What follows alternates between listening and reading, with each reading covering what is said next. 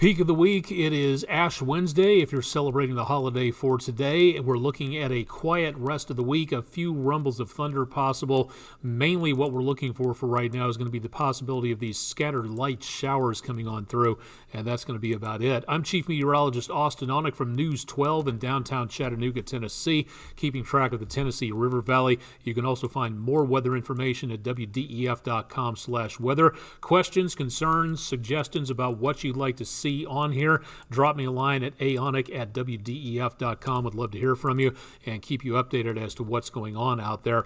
Beautiful sunset tonight. Keep a lookout upwards because in the western skies through the evening, you'll be looking at the crescent moon, Jupiter, and Venus very close together. So it should be, if the skies remain clear, a very nice night for doing some stargazing out there. Next few days, again, a few showers early in the morning on Thursday, maybe a rumble of thunder, record-breaking temperatures possible again for Thursday, cooling off for Friday and Saturday, but still staying well above normal, and chances of showers and some breezy winds will be sticking around from Friday into Saturday. Less of a chance of rainfall coming up on Sunday, but there will be that potential of, again, some showers out there. So if you have outdoor activities, Sunday will be better than Saturday, but then Monday's coming up. There's more rainfall expected there too. We burst through for today a record high temperature of 82 degrees. The last record high for today was 81, set back in 2018. So a very warm day, and very possible that we're going to do the exact same thing coming up tomorrow. Breezy day out there as well, with wind gusts topping 30 miles per hour, and going to see some more windy conditions out there. More on that in just a little bit. A double rainbow, kind of hard to see the second one, or the supernumerary rainbow right in the area here. Hard to see, but it's still there. We'll be posting this on social media, and of course the first one, the primary rainbow, looking very nice in there. Thank you, Scott Proctor from Ringgold, Georgia, our Wednesday West Shore home weather window picture of the day. And if you've got weather pictures out there, we'd love to see them. We'll show you the address in just a little bit. Wind advisories and high wind warnings out west as our latest storm system gears up and heads north of us. What we are seeing is that wind advisory in effect for, again, the Appalachians around North Carolina and Tennessee and through the Cumberland Plateau area. That'll be, again, for tonight until midnight, unless the National Weather Services of the area decide to extend that, and we could see some breezy conditions into tomorrow. We're not seeing a great deal of problems for the River Valley. It's going to be for the peaks out there and those mountain passes that will be seeing the worst problems. And this is really incredible to take a look at. From coast to coast almost, we are looking at just incredible amounts of winter weather from the West Coast, including winter storm warnings and blizzard warnings issued by the National Weather Service in Los Angeles for winter weather into the mountains east of Los Angeles, and then all the way across the country, especially in the plains back to the north of us, well to the north of us, and into New England. We're looking at winter storm warnings, blizzard warnings, ice storm warnings, wind chill warnings, all kinds of fun going on out there.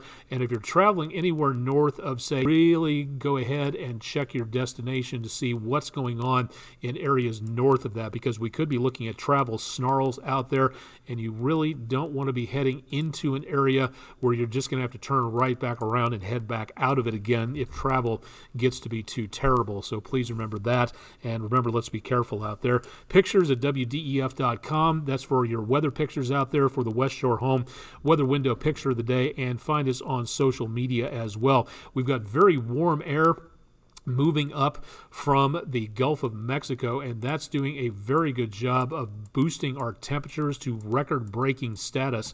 Now, back to the west of us, our latest storm system is still kind of getting into gearing up mode, and that's going to cause a lot of problems as we get into the area of the northern plain states, including could be another foot or so for the Dakotas, Iowa, and back into around southern Minnesota. Could be, again, some ice storm warnings out there again, and could be some slowdowns taking place from, say, Chicago, Omaha, back to St. Louis, northward up to the Great Lakes. That could be some very dangerous travel out there. So please remember that, and definitely want to call ahead and check and see what's going on with your destination, because it could be some pretty sloppy travel up there north of St. Louis.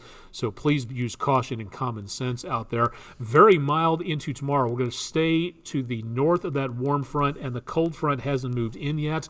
So we'll see very mild tomorrow morning with some speckles of showers here and there, but that should be about it. Then the clouds clear out. The sunshine bakes the area back in the lower to mid 80s for highs, way above where we should be for this time of the year. More showers, maybe some concentrated areas of rainfall, maybe some thunderstorms mixed in with there as we go toward Friday morning. And that's also where that colder air is going to start to make its way through. So it's not going to be as warm on Friday. Temperatures will be very close to where they should be for this time of the year, so more typical of February, but temperatures may not get much below the upper 50s. This computer model is showing some much colder air, yes, but again, the potential of some warmer conditions out there existing, a good possibility, not to mention, again, some pretty good amounts of rain and possibly some thunderstorms out there as well. Our next storm system, again, for the weekend, a few showers coming through Saturday into Sunday, maybe some rumbles of thunder, and then on Tuesday we have another threat.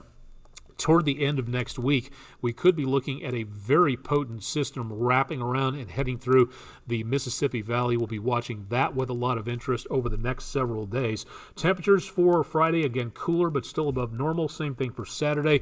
That's also where we see, again, the potential of that rain shower continuing out there. A little less into around Sunday, but the rain finishes up by Monday and heads on out of the picture. And then we'll have some dry conditions until we start to hit that potential of rainfall coming through by next week with that new, more powerful system out there. Severe Weather Awareness Week. The topic for today is tornado safety and preparedness, having a plan in place and knowing what to do.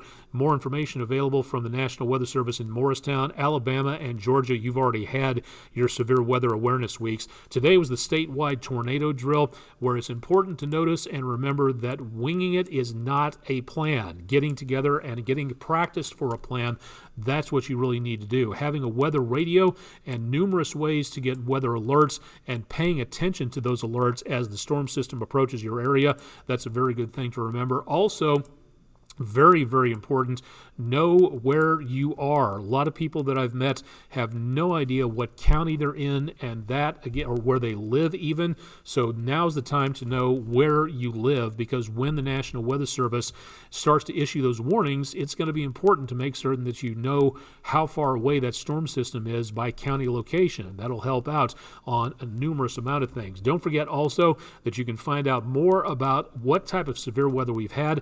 This map for, again, around Hamilton County from Mississippi State University and the National Oceanic and Atmospheric Administration. Much more on a tornado database that you can look up all the historical tornadoes that have ever hit a particular county in Tennessee. A very handy thing to have around and very appropriate to know about on Severe Weather Awareness Week. Don't forget also that we have numerous training sessions coming up, including one for tomorrow for Monroe County, Tennessee, on the eastern part of the News 12 viewing area in Madisonville, Tennessee, 6 p.m. That'll be tomorrow, Thursday the 23rd. More coming up into March for Marion and DeKalb and Jackson counties in Alabama from the National Weather Services in Morristown and Huntsville. Register for those locations. They're all available through our websites. National Weather Service in Morristown has, again, online training in case you can't make it to the meetings. Good opportunity to have available. This developed during the pandemic, so a good opportunity to keep that around. Program your weather radio. It's a life-saving piece of equipment. More information about how will help you do it at wdef.com/weather.